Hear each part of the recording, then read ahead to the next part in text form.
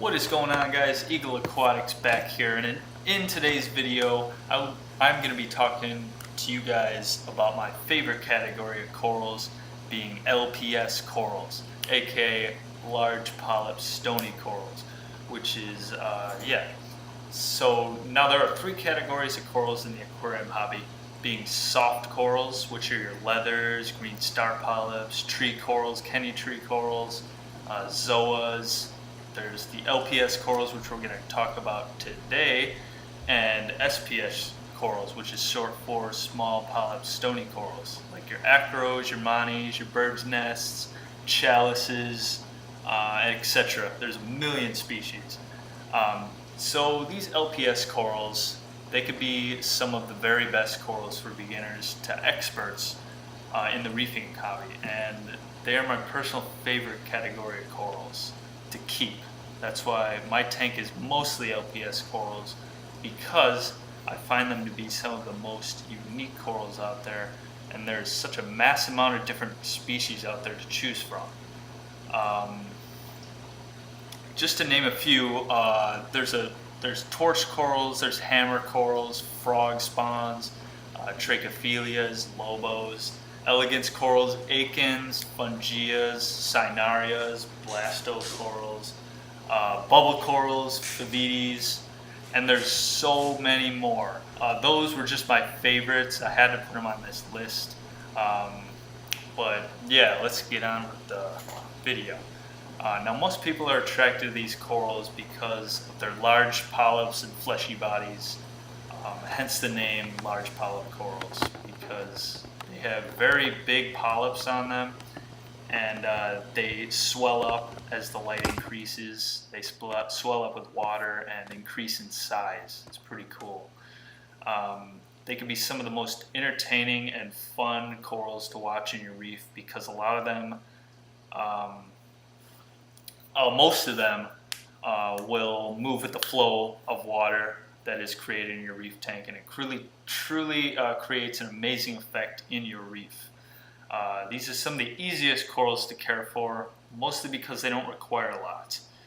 They don't need the very best lights, like super high quality, expensive lights, like SPS corals do, and they can tolerate a lot of different lighting levels in your reef tank, whether it be on the bottom of your reef or the top of your reef, depending on what type of LPS coral you buy.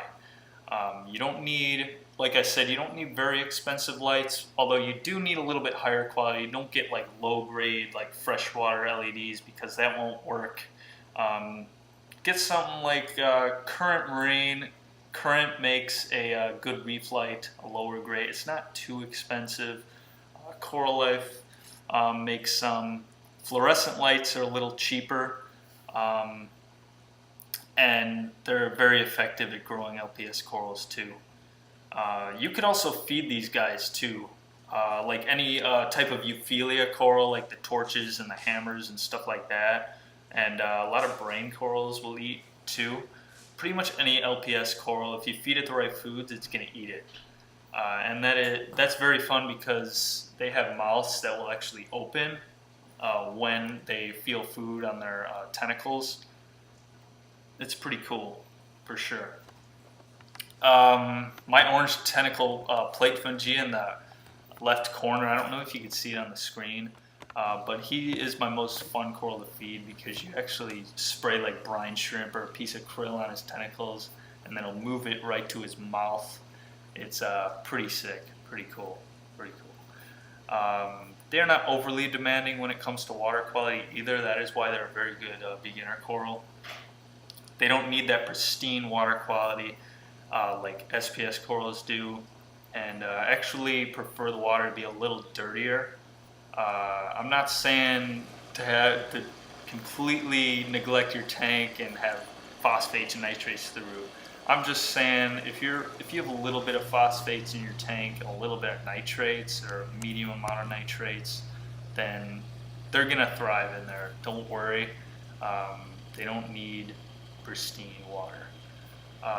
The colors on a lot of these corals are just plain crazy also. You can look for any color under the rainbow pretty much, and I bet you you could find an LPS coral with that color somewhere on it.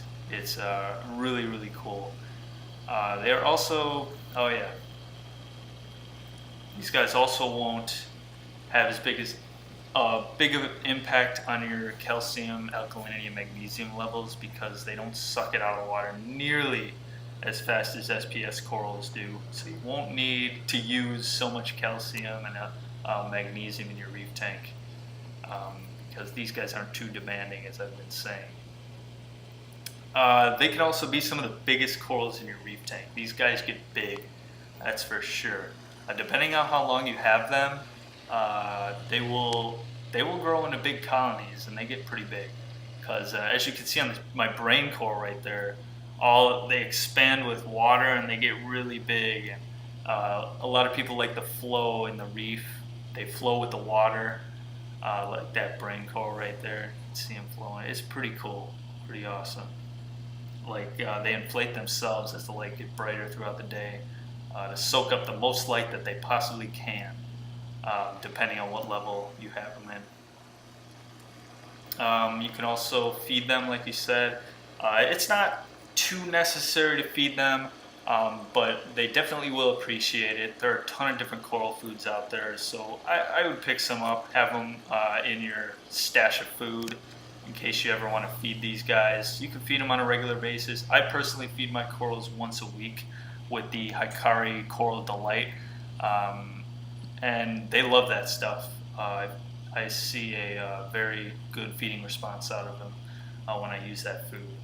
So if you're thinking of buying a species of LPS corals, then I highly encourage you guys to do so because they will definitely not disappoint you.